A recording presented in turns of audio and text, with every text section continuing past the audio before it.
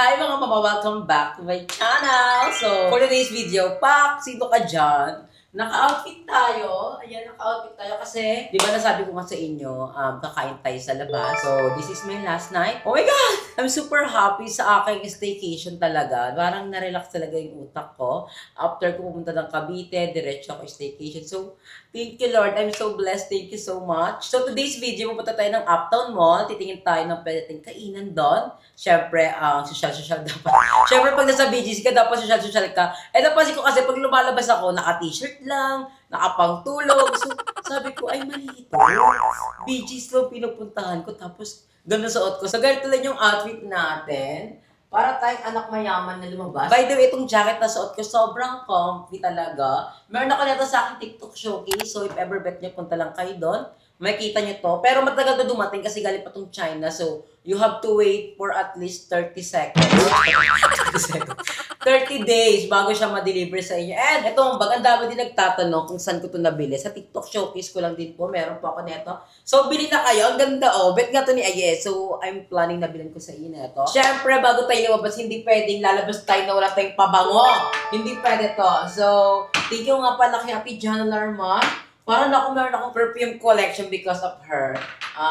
Gagamitin ko is Toxic na scent. Ito yung pinaka-favorite ko. So, if ever, bibili kayo kay Jana Larman, punta lang kayo sa kanyang TikTok showcase. Search nyo lang Jana Larman. Then, punta kayo sa kanyang shop. Makikita nyo din yung mga perfume. And try nyo itong kanyang Toxic na scent. Kasi favorite ko talaga siya. Spray! Ang bango talaga na ito. Pag naamoy ko to, naalala ko yung Shergo. Kasi nag-Shergo ako, ito yung pabango ko. Tapos yung umaura ko, pumunta sa kanyang amoy. So, naalala ko siya. So, thank you so much, Jana Larman. Ilalagay ko to sa aking bag. Siyempre, mali mo, mausukan tayo sa labas. Spray na lang tayo agad. Tara na, let's go. Kasi 9 PM na, 10 PM ang close ng mga store dito sa Uptown Mall. Pero meron akong pupuntahan ng coffee shop din pala later. May pupuntahan tayong coffee shop. So, I don't know kung isasama ko pa sa vlog to or ibang vlog na yun. So, tara na, let's go! So, para tayong mayaman. Ang uwi.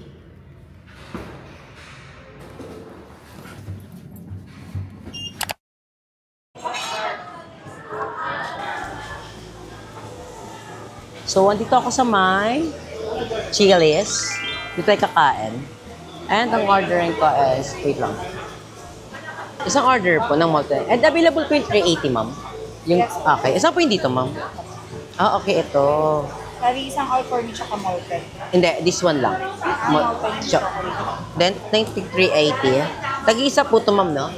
Tagi-isa. Okay. House of salad, side salad.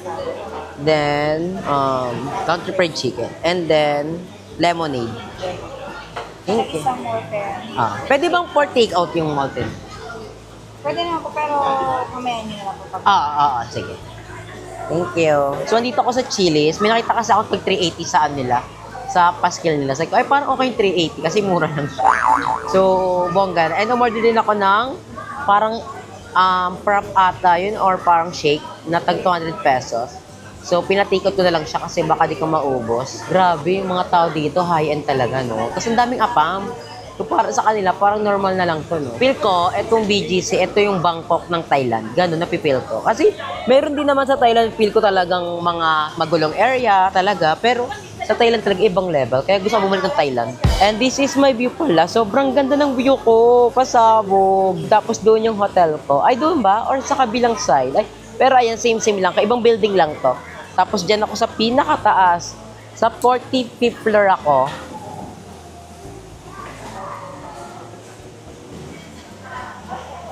So, dumating yung ating drinks.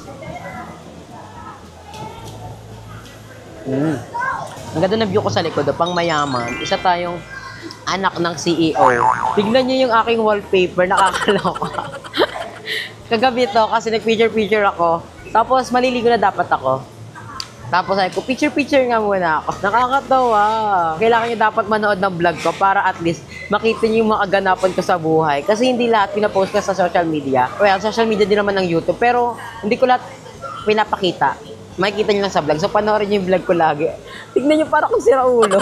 Sana lang dito yung ma-demonetize. Kaloka. Thank you po, sir. Dumating na yung order natin. Wow! Actually, hindi ko rin alam yung pinag-order ko. Nakita ko lang. So, ibuhos natin yung dressing. Ala, mukhang masarap to. Kasama to sa 380 pesos. So, okay na din siya. Actually, favorite ko na rin yung mga salad-salad. Ngayon lang.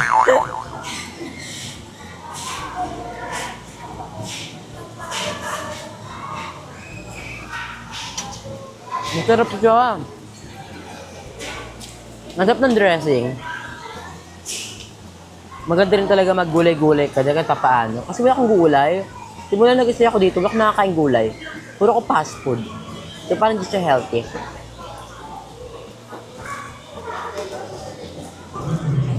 All fairness, masarap siya. Tapos meron kasing parang crackers. So parang nakakadagdag siya ng lutong. Gusto niyo yung kinain ko na agad to. Wala pa yung pinaka main course ko. Pero wala eh. Kain lang tayo.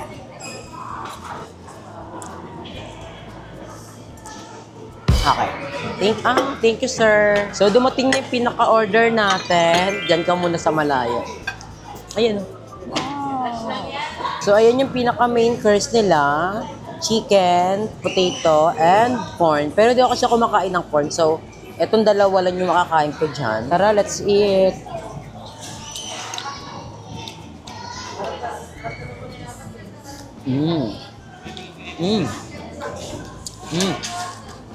Masarap yung corn. Dari natin yung chicken. Bakit wala silang kutsara? Ay!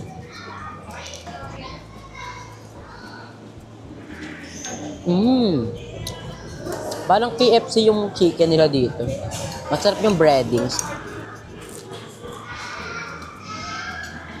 Sulit na rin yung 380 pesos mo. Ang nagpapasarap sa kanya kasi yung sauce niya, ang sarap ng sauce. Nakakatakot naman yung mga bata. Puro sila paputok. Look, ang sarap.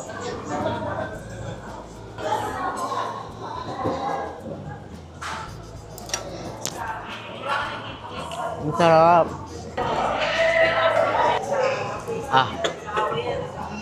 Malabusog na agad ako. Ang bilis ko talaga mabusog lately. Parang pag natikman ko lang siya, okay na agad ako. Parang dun palang satisfied na ako.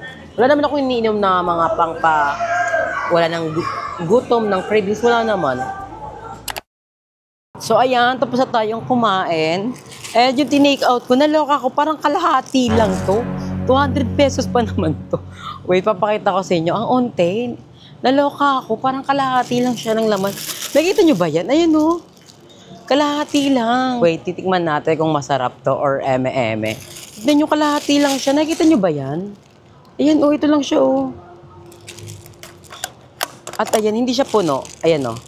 Hindi siya puno. Ewan ko kung ganito pa talaga sila mag-serve or I don't know. Pero naloka lang ako kasi kalahati lang. Or feel ko, ganito lang yung serving nila. Malaki lang yung baso. Okay. Pero in all fairness, masarap.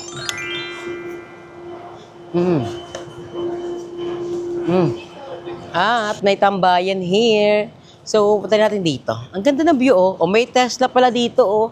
Bili na kaya ako ng car. What you think? Bili na ba ako? Ang onti talaga ng laman niya. Naiinis ako. Ayan, oh. Ang onti ng laman. Pero, ang sarap. Pero 200 pesos kasi to. So, parang di siya worth it. Lalo na sa ganitong buhay, meron ako. Sayang 200 pesos mo. Sana nagkape na lang ako, di ba? Wait lang, yung susi ba? Nalagay ko ba sa bag? Wait lang, napaisip tuloy agad ako. Nalagay ko ba sa bag? Wait lang, hindi to tama. Bigla ko napaisip yung susi ng kondo. Ay, to.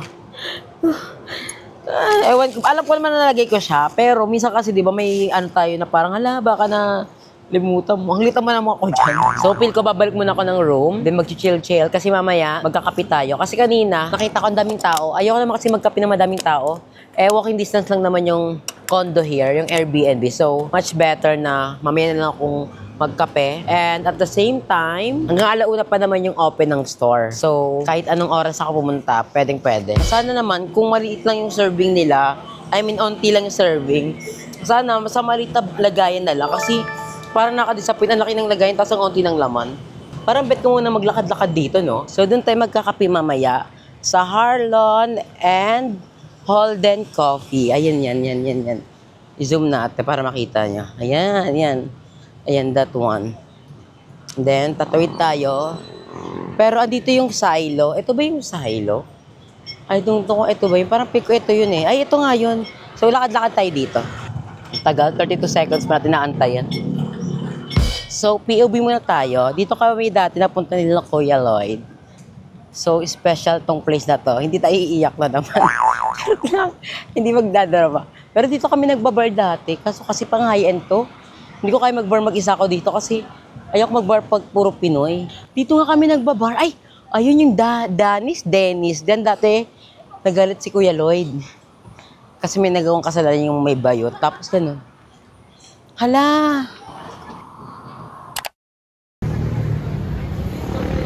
So ayan, andito tayo sa coffee shop na hindi ko alam kung anong pangalan. Harlan plus Holden Coffee. I don't know kung na-pronounce ko siya ng tama. Pero, umorder ako ng sea salt latte.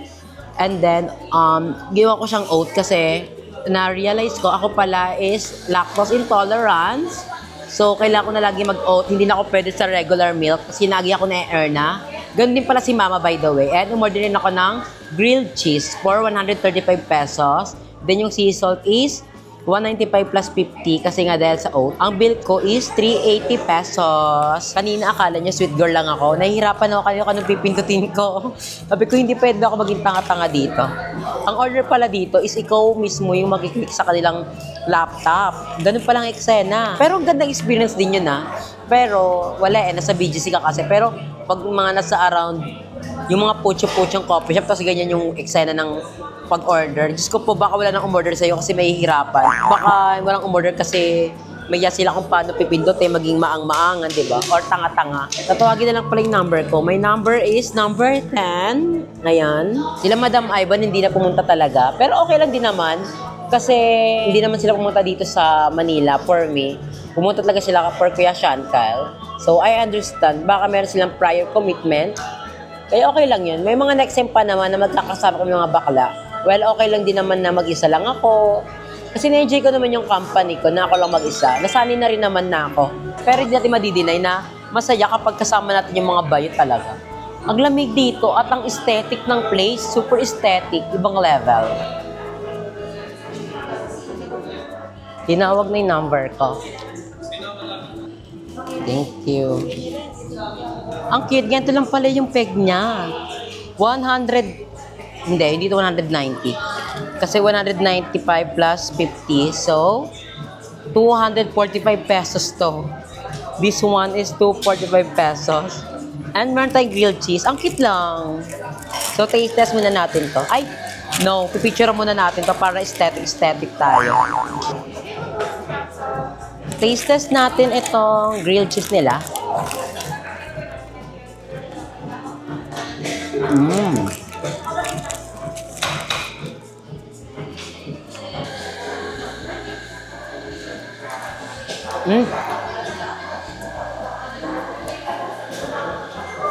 Ang sarap. Oo Ang sarap nito.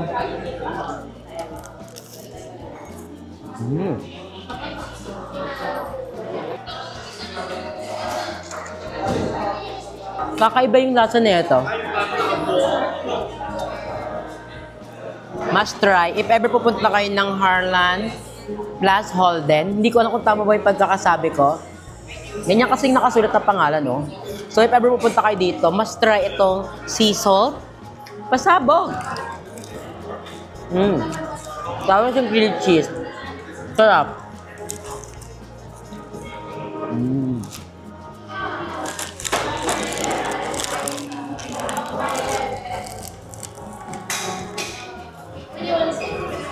Baka ibas niyo ako bakit puro ko masarap. Yung lasa ng sea salt niya, para siyang foamy na salty. At the same time, nalalasahan ko mismo yung beans. Hindi siya yung beans na parang putyo-putyo lang. Rich yung beans niya. Ewan ko kung Arabic ko ba yung gamit dito. Pero, ibang level. The best. sarap, legit. Natutuwa tuloy ako. Parang feel ko if ever nag-crave ako sa coffee na season, pupunta ako dito sa BGC para lang matry to. Kaso ang layo ng biyahe. Las Piñas to BGC, parang hindi siya worth it, di ba? Pero ang sarap. Ang sarap. Walang OA ha. Ayun o, ayun yung puti. Yung puti. Do you see this puti? Ayun.